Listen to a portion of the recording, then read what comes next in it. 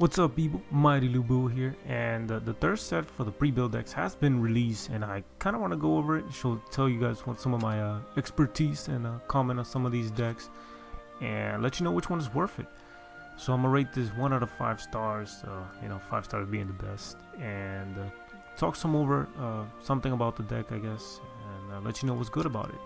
But right off the bat, let's go over the legendaries first. Cassiopeia and King Elephant. Amazing legendaries, very good.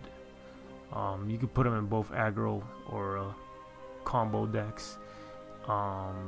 Yes, I even seen King Elephant in an aggro deck. Trust me, it's possible to run him.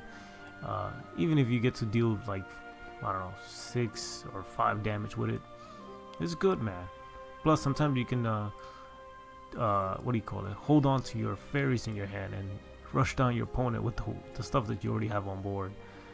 But yeah, a lot of good cards, man. You got Water Brambles, Magical Fairy Lilac. What? You get to remove stuff for free? Sign me up.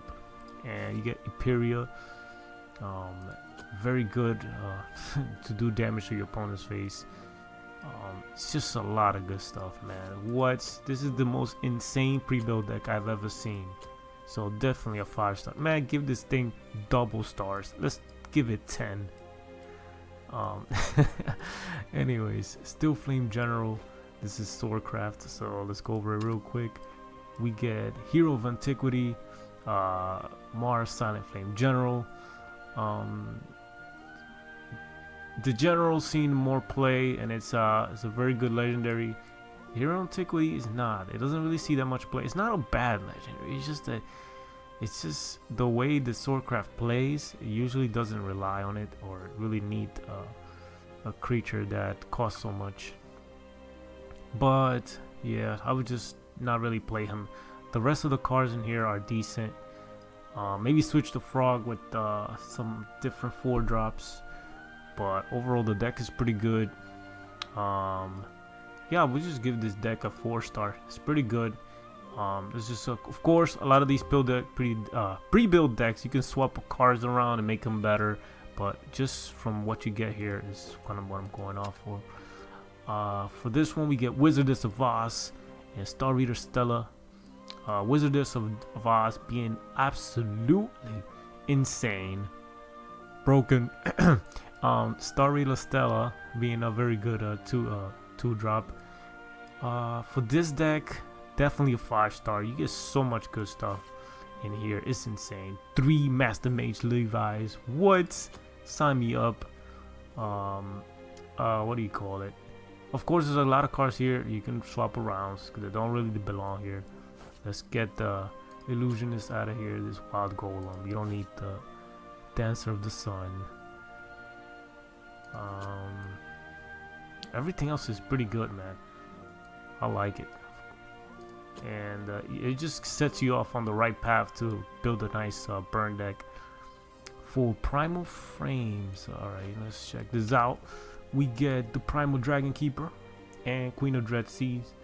Now, when I look at this deck, it's just all over the place, right? You got some late game insane combo, but then you got some early game thing going on here. So of course, Primal Dragon Keeper benefits from having early game, and I guess in the late game they burst your opponent down by clearing their board. But oh man, just the card combination that you get at the end are very weak.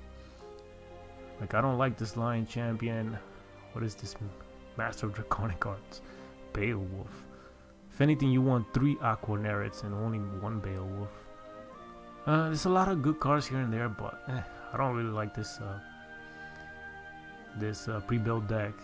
2 decent legendaries, but they're both polarized in the deck styles, I guess.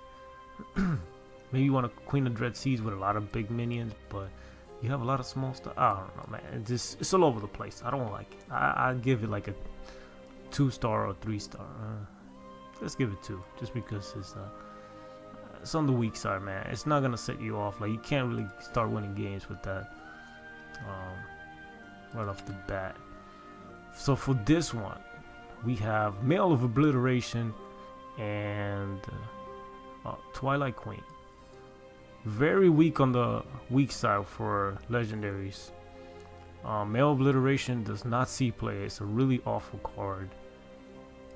If this thing had a protection against destruction effect, it would have been worth it, but it's just a creature with high stats and it does nothing for you, so it's very weak.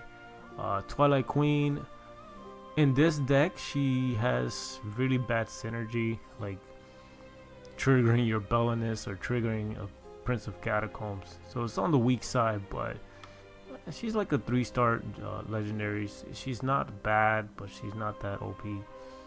And let me see, just overall the deck is good, just the legendaries are weak.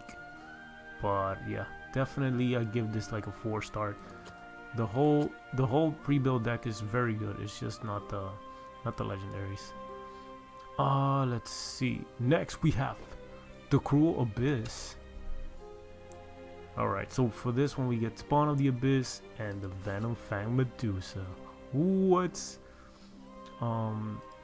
pretty good legendaries. These legendaries they see play, but they're not OP, they're not insane, they're just very good. Good standalone. Overall the deck is very defensive. Holy hell, is it very defensive. You have Mask of Black Death and a Fang Serpents. You are set to go for the late game. So yeah, I like it. Definitely I'll give it like a 5 stars. Very good. There's some good finishers. You have your Dark Generals, your Spawn of the Abyss. If you somehow were able to craft like a Bahamut just to clear other people's Bahamut, maybe you don't really need Bahamut. Maybe, I don't know, some Saha Israfil would be nice, but of course that's too expensive. But just craft one Bahamut and you'll be good to go. Next we have the Winged Blessings. So wait, did I give this a rate? Anyway, this is like a 5-star. I like it. Coming from being a Bloodcraft player myself, or a Blood main, Blood lover, I definitely like that one. That deck was alright. For this one we have Princess Snow White and Aether of White Wings. Both of these legendaries see play. Snow White being the most powerful one, and Aether one being she's relying on combination of cards, I guess. Like you want to have like maybe an Edge Eyes, or I guess Taurus is great. It can work since you can bring out the Taurus and do some damage. But the deck just feels on the weak side. Doesn't feel insane. The legendaries are good, but I guess it's just the power level or Haven, right? It's not that insane. It's just good. So yeah, definitely like a 3 stars. Nothing really OP. It's just Haven doesn't have that many tools to do some sick stuff outside of Aether White Wings, pulling something insane, and Snow White being annoying because she's so hard to get rid of. Yeah, overall the deck is alright. Nothing really wrong with it. If you're like a Haven player, or you just like Havencraft, it's definitely worth getting, since you do get 2 legendaries that are very good. So yeah, and then we just go over it. Forestcraft, amazing, the best pre-built deck I've ever seen. Still Flame General for Swordcraft, it was decent. I gave this like a 3 stars. Burn Rune, whew, this is a 5 stars. The polarizing dragon deck that you get here is just weird. I didn't really like it. I give it like a 2 stars. The legendaries on Shadow that you get here are really awful, but the deck is overall very good. Get a lot of very good cards.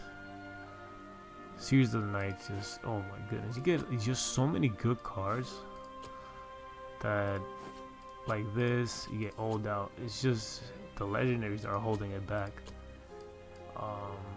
Bloodcraft, I gave it 5 stars. I like this deck.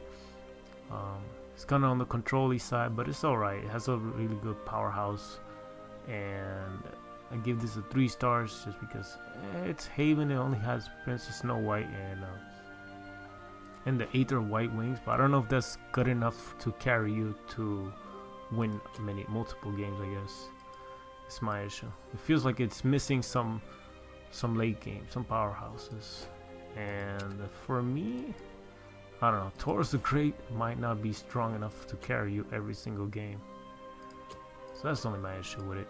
But anyways, I hope you guys enjoy my review of some of these pre-built decks, and yeah, comment down below, drop some likes and all that good stuff. Thanks for watching, subscribe and all that good stuff. Yeah, so it's been me, Mighty Lubu, and I'm out. Peace.